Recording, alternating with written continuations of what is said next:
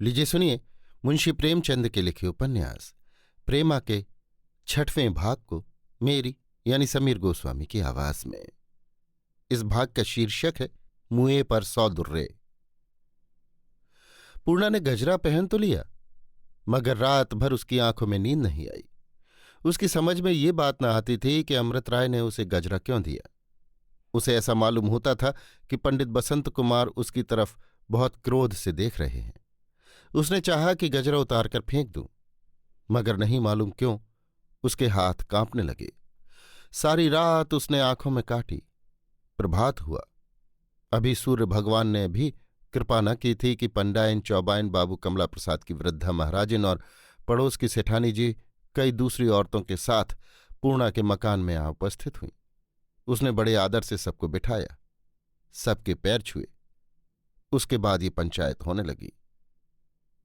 पंडायन, जो बुढ़ापे की वजह से सूख कर छुहारे की तरह हो गई थी।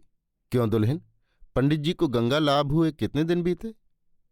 पूर्णा डरते डरते, 5 महीने से कुछ अधिक हुआ होगा। पंडायन, और अभी से तुम सबके घर आने जाने लगी? क्या नाम कि कल तुम सरकार के घर चली गई थी, उनकी कुंवारी कन्या के पास दिन भर बैठी रही? भला सोचो, तुमने कोई अच्छा काम किया? क्या नाम कि तुम्हारा और उनका अब क्या साथ? जब वो तुम्हारी सखी थी तब थी, अब तो तुम विधवा हो गई। तुमको कम से कम साल भर तक घर से बाहर पाँव न निकालना चाहिए। तुम्हारे लिए साल भर तक हंसना बोलना मना है। हम ये नहीं कहते कि तुम दर्शन को न जाओ या स्नान को न जाओ। स्नान पूजा तो तुम्हारा धर्म ही है। हाँ, किसी सुहागिन या किसी कुंवारी कन्या पर तुमको अपनी छाया नहीं डालनी चाहिए। पंडायन चुप हुई तो महाराजिन टुईया की तरह चहकने लगी। क्या बतलाऊं, बड़ी सरकार और दुल्हन दोनों लहू का घूंट पीकर रह गई। ईश्वर जाने कि बड़ी सरकार तो बिलख बिलख रो रही थी कि एक तो बेचारी लड़की के यों हीजान के लाले पड़े हैं, दूसरी अब राण बेवा के साथ उठना बैठना है। नहीं मालूम नारायण क्या करने वाले हैं। छोटी सरकार मारे क्रोध के कांप रही थी, आंखों में ज्वाला निकल रही थी। मैंने उनको समझाया कि आज जाने दीजिए, वो बेचारी अभी तो बच्चा है, खोटे खरे का मर्म क्या जाने। सरकार का बेटा जिए, जब बहुत समझाया तब जाके मानी, नहीं तो कहती थी मैं अभी जाकर खड़े खड़े निकाल देती हूं। सो बेटा, अब तुम सुहागिनों के साथ बैठने योग्य नहीं रही। अरे ईश्वर ने तो तुम पर विपत्ति डाल दी।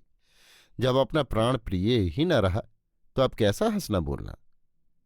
अब तो तुम्हारा धर्म यही है कि चुपचाप अपने घर में पड़ी रहो, जो कुछ रूखा सूखा मिले खाओ पियो और सरकार का बेटा जिए, जहां तक हो सके धर्म का काम करो। महाराजन के चुप होते ही चौबाइन गरजने लगी। ये एक मोटी भदेसिल और अधेड़ औरत थी। भला इनसे पूछा कि अभी तुम्हारे दूल्हे को उठे 5 महीने भी न बीते, अभी से तुम कंघी चोटी करने लगी? क्या कि तुम अब विधवा हो गई, तुमको अब सिंगार पेटार से क्या सरोकार ठहरा? क्या नाम कि मैंने हजारों औरतों को देखा है जो पति के मरने के बाद गहना पाता नहीं पहनती, हंसना बोलना तक छोड़ देती हैं। ये ना कि आज तो सुहाग उठा कल सिंगार पेटार होने लगा। मैं लल्लो पत्तों की बात नहीं जानती, कहूंगी सच, चाहे किसी को तीता लगे या मीठा। बाबू अमृत राय का रोज रोज आना ठीक नहीं है कि नहीं सेठानी जी? सेठानी जी बहुत मोटी थीं और भारी भारी गहनों से लदी थी। मांस के लोथड़े हड्डियों से अलग होकर नीचे लटक रहे थे। इसकी भी एक बहू राण हो गई थी, जिसका जीवन इसने व्यर्थ कर रखा था। इसका स्वभाव था कि बात करते समय हाथों को मटकाया करती थी। महाराज इनकी बात सुनकर बोली, जो बात सच होगी सबको ही कहेगा, इसमें किसी का क्या डर। भला किसी ने कभी राण बेवा को माथे पर बिंदी देते देखा है? मेरी भी तो एक बहू विधवा है, मगर आज तक कभी मैंने उसको लाल साड़ी नहीं पहनने दी। ना जाने इन छोकरियों का जी कैसा है कि विधवा हो जाने पर भी सिंगार पर जी ललचाया करता है। अरे इनको चाहिए कि बाबा अब राण हो गई, हमको निगूढ़ सिंगार से क्या लेना। महाराजन, सरकार का बेटा जिए, तुम बहुत ठीक कहती हो सेठानी जी। कल छोटी सरकार ने जो इनको मांग में सिंदूर लगाए देखा तो खड़ी ठक रह गई। दांतों तले उंगली दबाई कि अभी 3 दिन की विधवा और ये सिंगार। सो बेटा, अब तुमको समझ बूझ कर काम करना चाहिए, अब तुम बच्चा नहीं हो। सेठानी, और क्या, चाहे बच्चा हो या बूढ़ी, जब बेराह चलेगी तो सब ही कहेंगे। चुप क्यों हो पंडायन, इनके लिए अब कोई राह बाट निकाल दो। पंडायन, जब ये अपने मन की हो गई तो कोई क्या राह बाट निकाले। इनको चाहिए कि ये अपने लंबे लंबे केश कटवा डालें, क्या नाम कि दूसरों के घर आना जाना छोड़ दें, कंघी चोटी भी न करें, पान न खाएं, रंगीन साड़ी न पहने और जैसे संसार की विधवाएं रहती हैं वैसे रहें। चौबान, और बाबू अमृत राय से कह दें कि यहां ना आया करें। इस पर एक औरत ने, जो गहने कपड़े से बहुत मालदार न जान पड़ती थी, कहा, चौबान ये सब तो तुम कह गई, मगर जो कहीं बाबू अमृत राय चिढ़ गए तो क्या तुम इस बेचारी का रोटी कपड़ा चला दोगी? कोई विधवा हो गई तो क्या अब अपना मुंह सी ले? महाराजन हाथ चमकाकर, ये कौन बोला? ठस्सो, क्या ममता फड़कने लगी? सेठानी हाथ मटकाकर, तुझे किसने बुलाया जो आके बीच में बोल उठी? राण तो हो गई हो, काहे नहीं जाके बाजार में बैठती हो? चौबान, जाने भी तो सेठानी जी, इस बौरी के मुंह क्या लगती हो? सेठानी कड़क कर, इस मुई को यहां किसने बुलाया? ये तो चाहती है जैसी मैं बेहया हूं वैसा ही संसार हो जाए। महाराजन, हम तो सीख दे रही थी, तो इसे क्यों बुरा लगा? ये कौन होती है बीच में बोलने वाली? चौबान, बहन उस कुटनी से नाहक बोलती हो, उसको तो अब कुटनापा करना है। इस भांति कटुक्तियों द्वारा सीख देकर ये सब स्त्रियां यहां से पधारी। महाराजन भी मुंशी बद्री प्रसाद के यहां खाना पकाने गई। इनसे और छोटी सरकार से बहुत बनती थी, वो इन पर बहुत विश्वास रखती थी। महाराजन ने जाते ही सारी कथा खूब नमक मिर्च लगाकर बयान की और छोटी सरकार ने भी इस बात को गांठ बांध लिया और प्रेमा को जलाने और सुलगाने के लिए उसे उत्तम समझकर उसके कमरे की तरफ चली। यह तो प्रेमा प्रतिदिन सारी रात जगा करती थी, मगर कभी कभी घंटे आध घंटे के लिए नींद आ जाती थी। नींद क्या आ जाती थी, एक ऊंघ सी आ जाती थी। मगर जब से उसने बाबू अमृत राय को बंगालियों के भेष में देखा था और पूर्णा के घर से लौटते वक्त उसको उनकी कलाई पर गजरा न नजर आया था, तब से उसके पेट में खलबली पड़ी हुई थी कि कब पूर्णा आए और कब सारा हाल मालूम हो। रात को बेचैनी के मारे उठ उठ घड़ी पर आंखें दौड़ाती कि कब भोर हो। इस वक्त जो भावच के पैरों की चाल सुनी तो ये समझकर कि पूर्णा आ रही है, लपकी हुई दरवाजे पर आई। मगर ज्यों ही भावच को देखा ठिठक गई और बोली, कैसे चली भाभी? भाभी तो ये चाहती थी कि छेड़छाड़ के लिए कोई मौका मिले। ये प्रश्न सुनते ही तिनक कर बोली, क्या बताऊं कैसे चली? अब से जब तुम्हारे पास आया करूंगी तो इस सवाल का जवाब सोचकर आया करूंगी। तुम्हारी तरह सबका लहू थोड़े ही सफेद हो गया है कि चाहे किसी की जान निकल जाए, घी का घड़ा ढलक जाए, मगर अपने कमरे से पांव बाहर न निकाले। प्रेमा ने ये सवाल यों ही पूछ लिया था। उसके जब ये अर्थ लगाए गए तो उसको बहुत बुरा मालूम हुआ। बोली, भाभी तुम्हारे तो नाक पर गुस्सा रहता है, तुम जरा सी बात का बतंगड़ बना देती हो। भला मैंने कौन सी बात बुरा मानने की कही थी? भाभी, कुछ नहीं, तुम तो जो कुछ कहती हो मानो मुंह से फूल झाड़ती हो। तुम्हारे मुंह में मिश्री घोली हुई है ना, और सबके तो नाक पर गुस्सा रहता है, सबसे लड़ाई करते हैं। प्रेमा झल्लाकर, भावज इस समय मेरा तो चित्त बिगड़ा हुआ है, ईश्वर के लिए मुझसे मत उलझो। मैं तो यों ही अपनी जान को रो रही हूं, उस पर से तुम और भी नमक छिड़कने आई। भाभी मटक कर, हाँ रानी, मेरा तो चित्त बिगड़ा हुआ है, सिर फिरा हुआ है, जरा सीधी सादी हूं ना, मुझको देखकर भागा करो। मैं कटही कुतिया हूं, सबको काटती चलती हूं। मैं भी यारों को चुपके चुपके चिट्ठी पत्री लिखा करती, तस्वीरें बदला करती, तो मैं भी सीता कहलाती और मुझ पर भी घर भर जान देने लगता। मगर मान न मान, मैं तेरा मेहमान। तुम लाख जतन करो, लाख चिट्ठियां लिखो, मगर वो सोने की चिड़िया हाथ आने वाली नहीं। ये जली कटी सुनकर प्रेमा से जब्त न हो सका। बेचारी सीधे स्वभाव की औरत थी, उसका वर्षों से विरह की अग्नि में जलते जलते कलेजा और भी पक गया था। वो रोने लगी। भावज ने जब उसको रोते देखा तो मारे हर्ष की आंखें जगमगा गईं। हद तेरे की, कैसा रुला दिया। बोली, बिलखने क्या लगी? क्या अम्मा को सुनाकर देश निकाला करा दोगी? कुछ झूठ थोड़ी ही कहती हूं। वही अमृत राय जिनके पास आप चुपके चुपके प्रेम पत्र भेजा करती थी, अब दिन दहाड़े उस राण पूर्णा के घर आता है और घंटों वहीं बैठा रहता है। सुनती हूं फूल के गजरे ला ला कर पहनाता है, शायद 2-1 गहने भी दिए हैं। प्रेमा इससे ज्यादा न सुन सकी, गिड़गिड़ाकर बोली, भाभी मैं तुम्हारे पैरों पड़ती हूं, मुझ पर दया करो, मुझे जो चाहो कह लो रोकर, बड़ी हो, जी चाहे मार लो, मगर किसी का नाम लेकर और उस पर झूठे इल्जाम लगाकर मेरे दिल को मत जलाओ। आखिर किसी के सिर पर झूठ मूठ अपराध क्यों लगाती हो? प्रेमा ने तो ये बात बड़ी दीनता से कही, मगर छोटी सरकार इल्जाम लगाने वाली बात पर बिगड़ गई। चमक कर बोली, हाँ हाँ रानी, मैं तो दूसरों पर इल्जाम लगाकर तुमको जलाने आती हूं ना। मैं तो झूठ का व्यवहार करती हूं। मुझे तुम्हारे सामने झूठ बोलने में मिठाई मिलती होगी। आखिर सोने के सिंहासन पर कौन बैठाएगा? मगर मैं एक झूठी हूं। सारा जमाना तो नहीं झूठा है। आज मोहल्ले भर में घर घर यही चर्चा हो रही है। तुम तो पढ़ी लिखी हो, भला तुम ही सोचो, एक 30 वर्ष के संडे मर्दवे का पूर्णा से क्या काम? माना कि वो उसका रोटी कपड़ा चलाते हैं, मगर ये तो दुनिया है। जब एक पर आ पड़ती है तो दूसरा उसके आड़े आता है। भले मनुष्यों का ये ढंग नहीं है कि दूसरे को बहकाया करें, और उस छोकरी को क्या कोई बहकाएगा? वो तो आप मर्दों पर डोरे डाला करती है। मैंने तो जिस दिन उसकी सूरत देखी थी उसी दिन ताड़ गई थी कि एक ही विष की गांठ है। अभी 3 दिन भी दूल्हे को मरे हुए नहीं बीते कि सबको झमकड़ा दिखाने लगी। दूल्हा क्या मरा, मानो एक बला दूर हुई। कल जब वो यहां आई थी तो मैं बाल गुंथा रही थी, नहीं तो ड्योढ़ी के भीतर तो पैर धरने ही नहीं देती। छुड़ैल कहीं की, यहां आकर तुम्हारी सहेली बनती है। इसी ने अमृत राय को अपना यौवन दिखाकर अपना लिया। कल कैसा लचक लचक कर ठुमक ठुमक कर चलती थी, देख देख कर आंखें फूटती थीं। खबरदार, जब कभी उस चुड़ैल को अपने यहां बिठाया, मैं उसकी सूरत नहीं देखना चाहती। जबान वो बला है कि झूठ बात का भी विश्वास दिला देती है। छोटी सरकार ने जो कुछ कहा वो तो सब सच था, भला उसका असर क्यों न होता। अगर उसने गजरा लिए हुए जाते न देखा होता तो भावत की बातों को अवश्य बनावट समझती।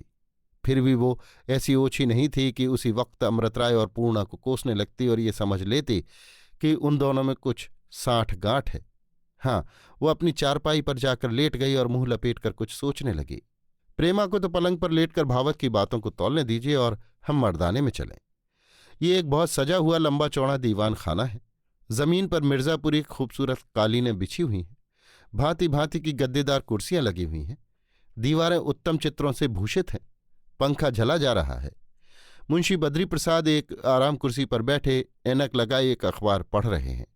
उनके दाएं बाएं की कुर्सियों पर कोई और महाशय रईस बैठे हुए हैं। वो सामने की तरफ मुंशी गुलजारी लाल हैं और उनके बगल में बाबू दाननाथ हैं। दाहिनी तरफ बाबू कमला प्रसाद मुंशी झम्मन लाल से कुछ कानाफूसी कर रहे हैं। बाईं ओर 2-3 और आदमी हैं जिनको हम नहीं पहचानते। कई मिनट तक मुंशी बद्री प्रसाद अखबार पढ़ते रहे। आखिर उन्होंने सिर उठाया और सभी की तरफ देखकर बड़ी गंभीरता से बोले, बाबू अमृत राय के लेख अब बड़े ही निंदनीय होते जाते हैं। गुलजारी लाल, क्या आज फिर कुछ जहर उगला? बद्री प्रसाद, कुछ न पूछिए, आज तो उन्होंने खुली खुली गालियां दी हैं। हमसे तो अब ये बर्दाश्त नहीं होता।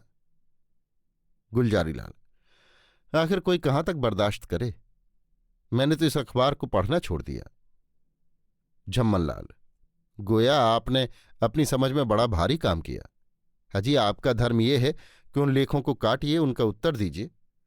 मैं आजकल एक कवित्र रच रहा हूं, उसमें मैंने इनको ऐसा बनाया है कि ये भी क्या याद करेंगे। कमला प्रसाद, बाबू अमृत राय ऐसे अधजीवे आदमी नहीं है कि आपके कवित्र चौपाई से डर जाएं। वो जिस काम में लिपटते हैं सारे जी से लिपटते हैं। झम्मन लाल, हम भी सारे जी से उनके पीछे पड़ जाएंगे, फिर देखें वो कैसे शहर में मुंह दिखाते हैं। कहो तो चुटकी बजाते उनको सारे शहर में बदनाम कर दूं। कमला प्रसाद जोर देकर, ये कौन सी बहादुरी है? अगर आप लोग उनसे विरोध मोल लेना चाहते हैं तो सोच समझ कर लीजिए। उनके लेखों को पढ़िए, उनको मन में विचारिए, उनका जवाब दीजिए, उनकी तरह देहातों में जा जाकर व्याख्यान दीजिए, तब जाके काम चलेगा। कई दिन हुए मैं अपने इलाके पर से आ रहा था कि एक गांव में मैंने 10-12 हजार आदमियों की भीड़ देखी। मैंने समझा पैठ है, मगर जब एक आदमी से पूछा तो मालूम हुआ कि बाबू अमृत राय का व्याख्यान था और ये काम अकेले वही नहीं करते। कॉलेज के कई होनहार लड़के उनके सहायक हो गए हैं और ये तो आप लोग भी जानते हैं कि इधर कई महीने से उनकी वकालत अंधाधुंध बढ़ रही है। गुलजारी लाल, आप तो सलाह इस तरह देते हैं गोया आप खुद कुछ न करेंगे। कमला प्रसाद: ना, मैं आपके इस काम में शरीक नहीं हो सकता। मुझे अमृत राय के सब सिद्धांतों से मेल है, सिवाय विधवा विवाह के। बद्री प्रसाद डपट कर: बच्चा, कभी तुमको समझ ना आएगी, ऐसी बातें मुंह से मत निकाला करो। झम्मन लाल कमला प्रसाद से: क्या आप विलायत जाने के लिए तैयार हैं? कमला प्रसाद: मैं इसमें कोई हानि नहीं समझता। गुलजारी लाल हंसकर: ये नए बिगड़े हैं, इनको अभी अस्पताल की हवा खिलाइए। बद्री प्रसाद झल्लाकर: बच्चा, तुम मेरे सामने से हट जाओ, मुझे रंज होता है। कमला प्रसाद को भी गुस्सा आ गया।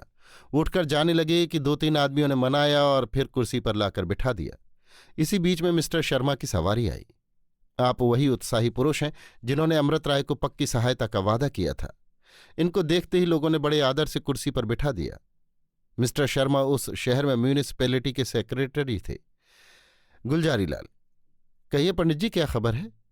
मिस्टर शर्मा मूंछों पर हाथ फेरकर: वो ताज़ा खबर लाया हूं कि आप लोग सुनकर फड़क जाएंगे। बाबू अमृत राय ने दरिया के किनारे वाली हरी भरी जमीन के लिए दरखास्त की है। सुनता हूं वहां एक अनाथालय बनवाएंगे। बद्री प्रसाद: ऐसा कदापि नहीं हो सकता कमला प्रसाद। तुम आज उस जमीन के लिए हमारी तरफ से कमेटी में दरखास्त पेश कर दो, हम वहां ठाकुर द्वारा और धर्मशाला बनवाएंगे। मिस्टर शर्मा: आज अमृत राय साहब के बंगले पर गए थे, वहां बहुत देर तक बातचीत होती रही। साहब ने मेरे सामने मुस्कुराकर कहा, अमृत राय, मैं देखूंगा कि जमीन तुमको मिले। गुलजारी लाल ने सिर हिलाकर कहा, अमृत राय बड़े चालाक आदमी हैं।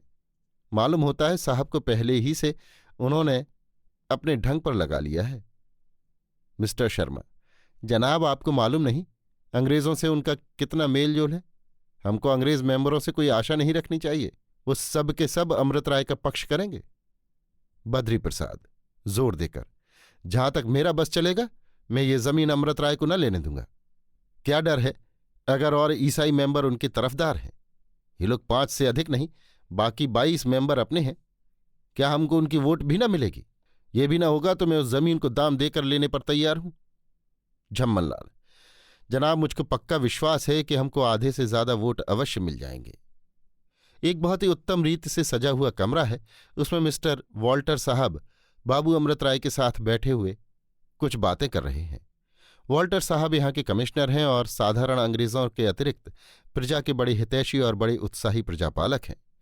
आपका स्वभाव ऐसा निर्मल है कि छोटा बड़ा कोई हो, सबसे हंसकर क्षेम कुशल पूछते और बात करते हैं। वो प्रजा की अवस्था को उन्नत दशा में ले जाने का उद्योग किया करते हैं और ये उनका नियम है कि किसी हिंदुस्तानी से अंग्रेजी में नहीं बोलेंगे।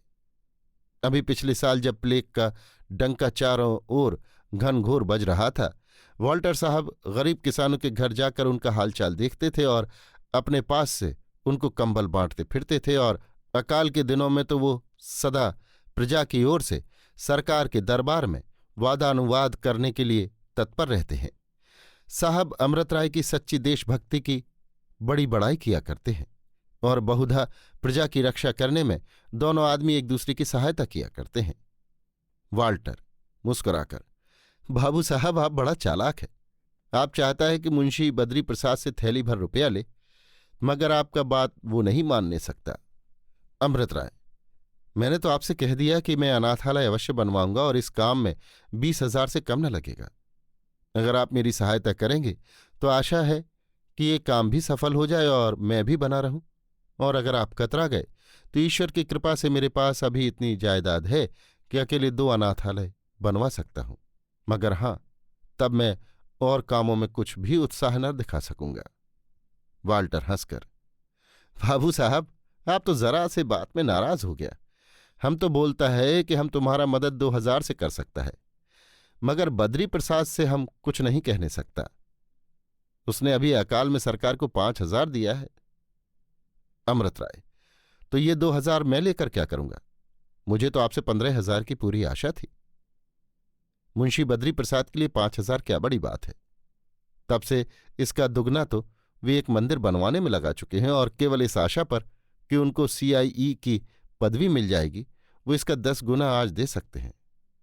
वाल्टर अमृत राय से हाथ मिलाकर: वेल अमृत राय, तुम बड़ा चालाक है।